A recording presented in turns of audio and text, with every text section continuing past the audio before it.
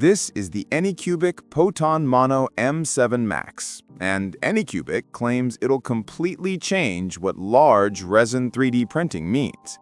But after printing full-size dioramas, gaming masks, and spending days dialing it in, I've found there are things they almost never show you in the ad. Is it actually worth your hard-earned cash, or more of a beast than a beauty? Let's dive in and find out. Anycubic Photon Mono M7 Max 3D Product Overview. So, what exactly are we looking at? The Anycubic Photon Mono M7 Max is a resin MSLA 3D printer released in 2024 or early 2025 by Anycubic, part of their M7 series lineup.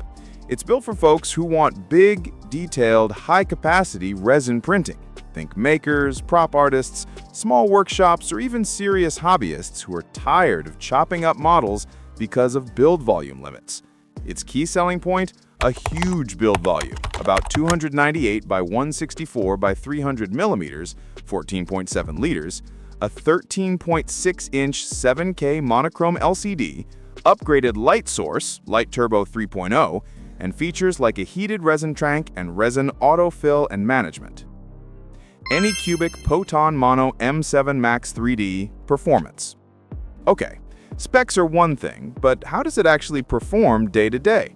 I ran this printer through a variety of real prints, large dioramas, multi-piece cosplay helmet shells, smaller detailed figures, and even speed tests. Right off the bat, the large build volume means less slicing and gluing. You can launch a single print that would have needed 3 smaller jobs on other printers. That saves time and headache. The prints come out sharp. With its 7K monochrome screen, the XY resolution is about 46 micrometers, which is very good for a printer this size.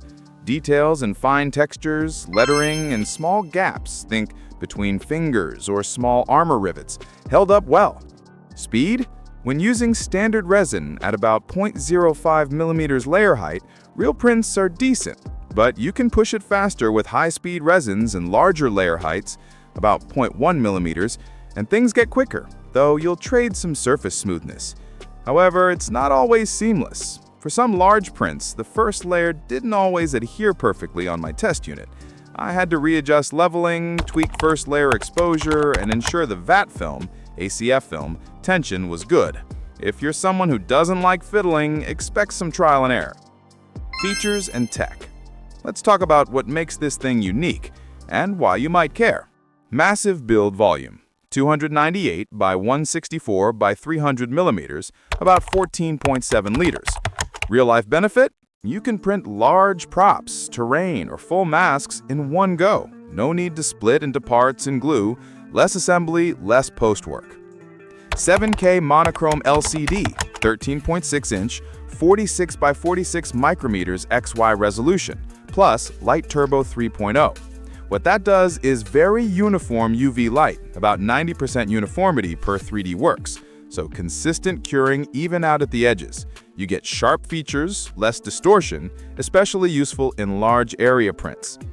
Heated resin tank and resin autofill / management system. Why care?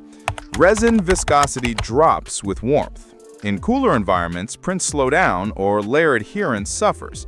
The heating helps keep resin flow better, and the autofill means fewer manual resin refills mid-print. Good for longer jobs. Design and build. Aesthetically, Anycubic nailed a clean, heavy-duty look. The frame is solid, the black UV cover has good blockade, hinges nicely, the build plate is laser-engraved aluminum, which helps adhesion.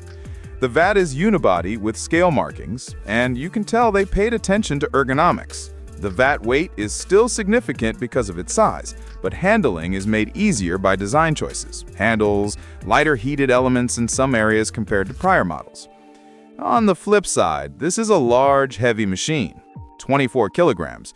Footprint is big, around 425 by 362 by 652 millimeters. So you're dedicating desk or bench space. The VAT and components are also large.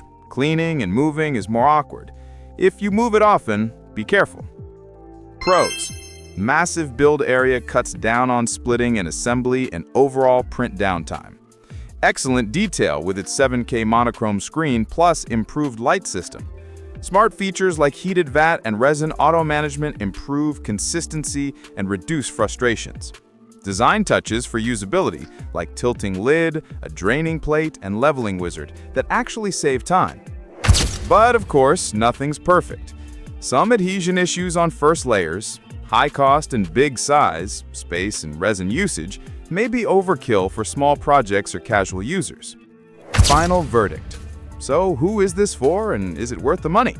Look, if you're creating large resin prints often, say you're into cosplay, terrain building, art installations, or small product runs, the Anycubic Photon Mono M7 Max is one of the best tools you can get in this price range.